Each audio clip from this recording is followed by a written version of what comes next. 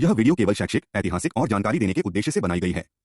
Video में उपयोग की गई कुछ तस्वीरें, दृश्य और आवाजें एआई जनरेटेड बटा रिक्रिएटेड हो सकती हैं। इस वीडियो का उद्देश्य किसी व्यक्ति, समाज, धर्म या विचारधारा की भावनाओं को ठेस पहुंचाना नहीं है। दर्शकों से अनुरोध है कि ऐतिहासिक तथ्यों की पुष्टि विश्वसनीय स्रोतों से भी करें।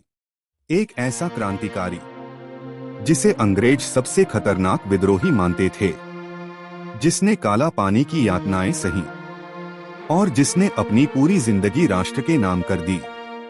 आज हम बात करेंगे वीर सावरकर की। नमस्कार दोस्तों, आप देख रहे हैं CDS डिजिटल तक। 28 मई 1883 महाराष्ट्र के नासिक जिले के भागुर गांव में एक बालक का जन्म हुआ। नाम था विनायक दामोदर सावरकर। पिता दामोदर पंत सावरकर और माता राधाबाई। लेकिन बचपन आसान नहीं था। जब सावरकर केवल 9 साल के थे, तब उनकी मां का निधन हो गया और कुछ वर्षों बाद पिता भी प्लेग महामारी में चल बसे। घर की जिम्मेदारी बड़े भाई बाबाराव ने संभाली, लेकिन छोटी उम्र में ही सावरकर के मन में अंग्रेजों के खिलाफ आग जल चुकी थी। कहा जाता है कि मात्र 12 साल की उम्र में ही उन्होंने राष्ट्रवादी गतिविधियों में हिस्सा लेना शुरू कर दिया था। 1903 में उन्होंने मित्र मेला नाम का एक गुप्त संगठन बनाया, जिसका उद्देश्य था भारत को अंग्रेजों से आजाद कराना। बाद में यही संगठन अभिनव भारत बना।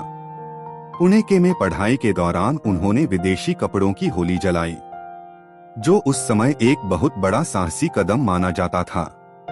इसके बाद सावरकर कानून की पढ़ाई के लिए लंदन गए। वहां वे द्वारा स्थापित इंडिया हाउस से जुड़े। लंदन में रहकर उन्होंने अंग्रेजी हुकूमत के खिलाफ क्रांति की योजना बनाई। उन्होंने 1909 में एक पुस्तक लिखी, 1857 का स्वातंत्र्य समर।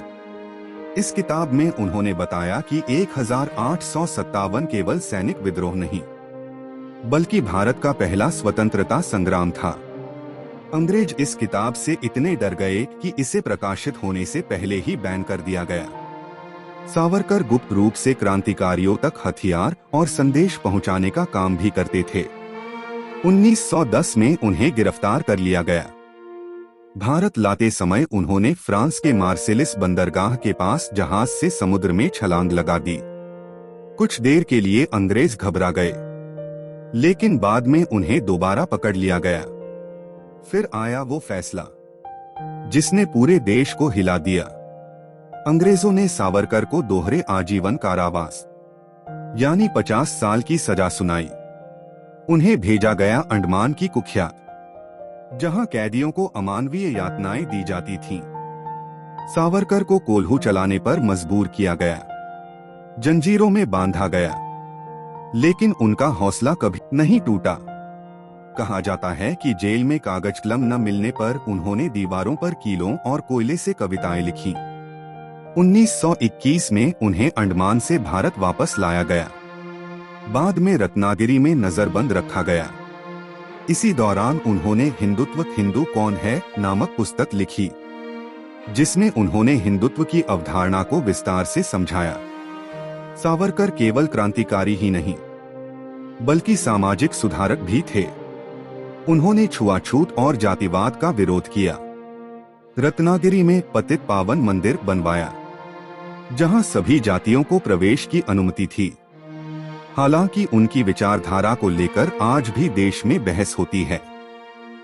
1948 में महात्मा गांधी की हत्या के बाद सावरकर पर भी आरोप लगे, लेकिन अदालत ने पर्याप्त सबूत न होने के कारण उन्हें बरी कर दिया। जीवन के अंतिम वर्षों में उन्होंने कई पुस्तकें लिखीं और भारतीय इतिहास पर अपने विचार प्रस्तुत किए। फरवरी 1966 में उन्होंने यह कहते हुए अन्नजल त्याग दिया कि अब उनका जीवन उद्देश्य पूरा हो चुका है। 26 फरवरी 1966 को उनका निधन हो गया। दोस्तों, वीर सावरकर भारतीय इतिहास के सबसे चर्चित और विवादित व्यक्तित्वों में से एक हैं। कुछ लोग उन्हें महान क्रांतिकारी मानते हैं, तो कुछ उनकी विचारधारा की आलोचना करते हैं। लेकिन इसमें कोई शक नहीं कि उन्होंने भारत के स्वतंत्रता आंदोलन और राष्ट्रवादी विचारधारा पर गहरा प्रभाव छोड़ा। अगर आपको यह वीडियो पसंद आया हो, तो वीडियो को लाइक करें, शेयर करें और चैनल CDS डिजिटल तक को सब्सक्राइब जरूर करें। जय हिंद।